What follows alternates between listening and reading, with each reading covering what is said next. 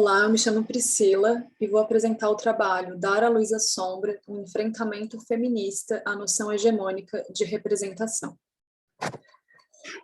No período renascentista, a noção de antropocentrismo atingiu um novo nível de importância e conduziu à compreensão hegemônica de que a razão humana seria o centro formador de elaborações legítimas acerca da realidade. A ideia de humanidade, entretanto, é e foi historicamente utilizada para perpetuar a prática de se encobrir parcialidades específicas sob a capa de uma totalidade supostamente democrática e plural. O antropocentrismo exaltado pelo Renascimento estava centrado em uma parcela da humanidade, masculina, europeia, adulta e branca, e exalta uma noção específica de racionalidade, lógica, totalizadora e monocêntrica.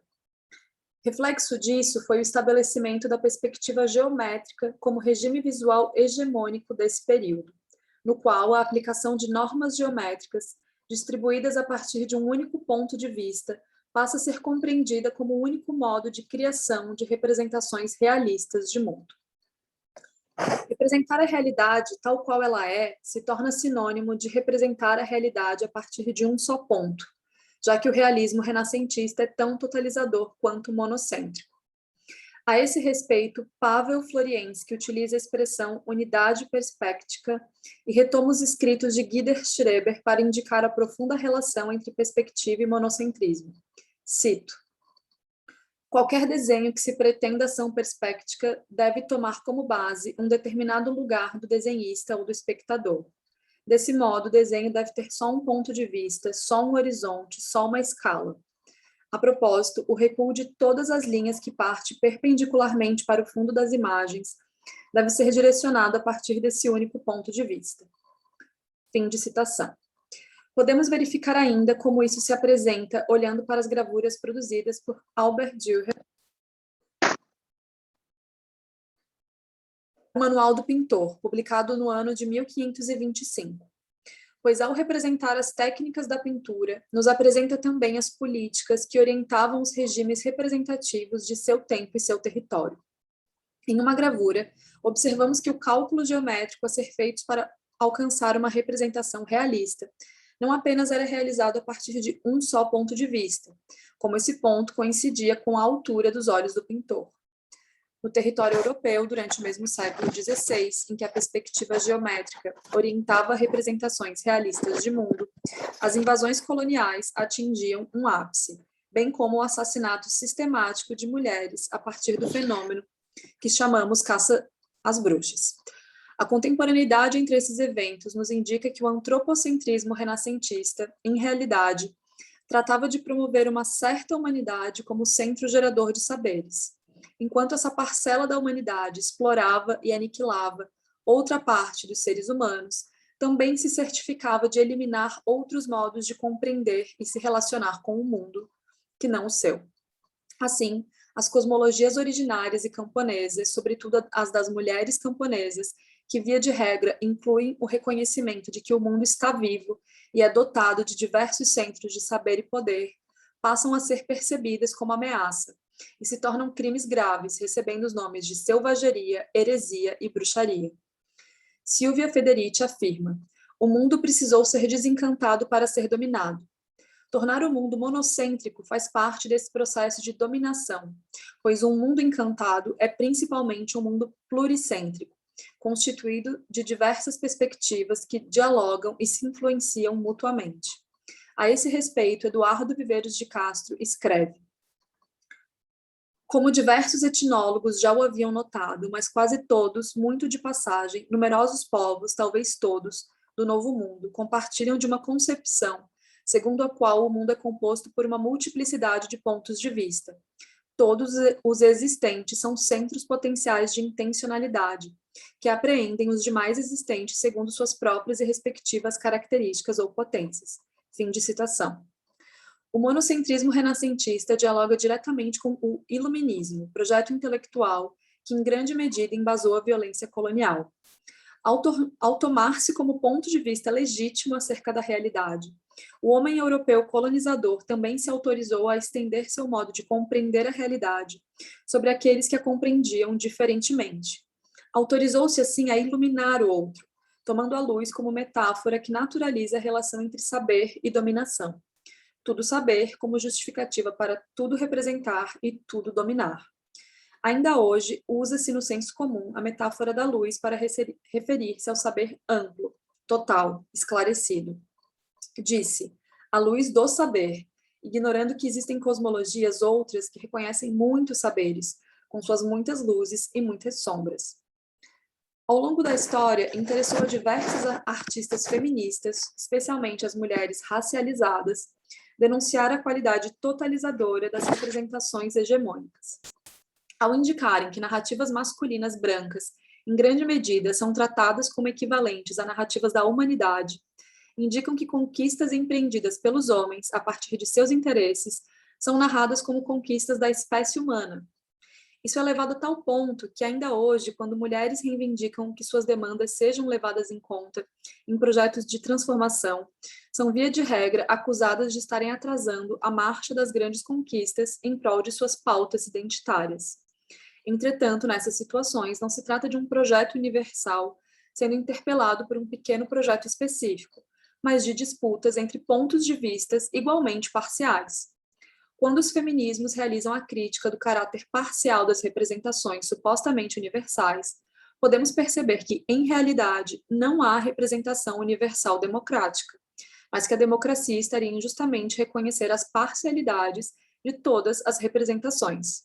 Por isso, a diversas artistas feministas se faz oportuno e necessário lançar luz a partir de seus trabalhos ao que é sombrio, opaco e revelado em em regimes representativos que se pretendem totais. A artista Rosana Paulino é exemplar nessa operação. Artista visual, pesquisadora e educadora, mantém uma produção artística atravessada por questões sociais, étnicas e de gênero, tendo como foco a posição da mulher negra na sociedade brasileira. Em seus trabalhos, feitos a partir de diversas mídias, como o desenho, a fotografia, a instalação e as multimídias, Rosana aborda o racismo científico, a falsa democracia racial brasileira e a exotificação das mulheres negras. Ao aproximar-se dessas questões, a artista procede em várias de suas obras uma espécie de evisceração de imagens da história e da ciência ditas oficiais, desvelando elementos excluídos e encobertos por narrativas hegemônicas. É o caso das obras Paraíso Tropical, Atlântico Vermelho e das estruturas, feitas com impressão digital sobre tecido, recorte, tinta e costura, constituem tessituras de imagens justapostas cujos sentidos não estão encerrados nelas mesmas, mas deslocados pelas relações que mantêm. Tratam-se de obras que questionam as sínteses, produzem fendas nos sentidos estabelecidos e convocam a criação de novas alianças semânticas. Nessas obras realizadas no ano de 2017, a artista justapõe impressões de imagens de azulejaria portuguesa, ilustrações da flora brasiliensis, compêndio escrito por exploradores como Carl Friedrich Philipp von Martius no século XIX, gravuras do estudo anatômico de um crânio feito por Casseri e Spiegel no século XVII, fotografias de corpos escravizados, pinturas realizadas no Brasil colônia, a radiografia de uma bacia óssea, a imagem de um fêmur, a planta de um navio negreiro, imagem de uma caravela, além de inscrições por escrito que visibilizam e reforçam os títulos das obras.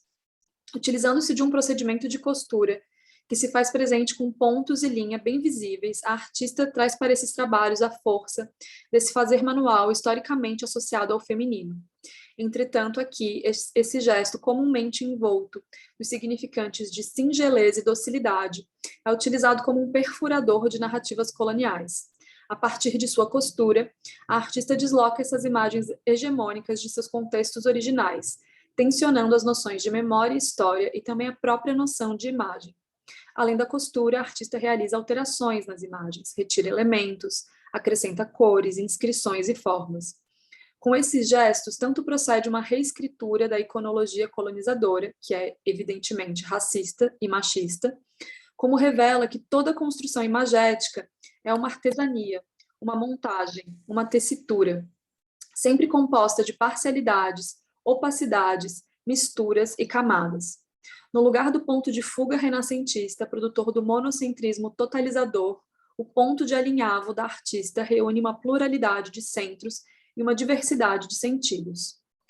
Ao trazer para o cerne da cena elementos excluídos da construção patriarcal colonial de totalidade, rasurando os discursos hegemônicos e revelando o caráter provisório de toda representação, Paulino pratica o poderoso gesto que aqui se está chamando de dar à luz à sombra.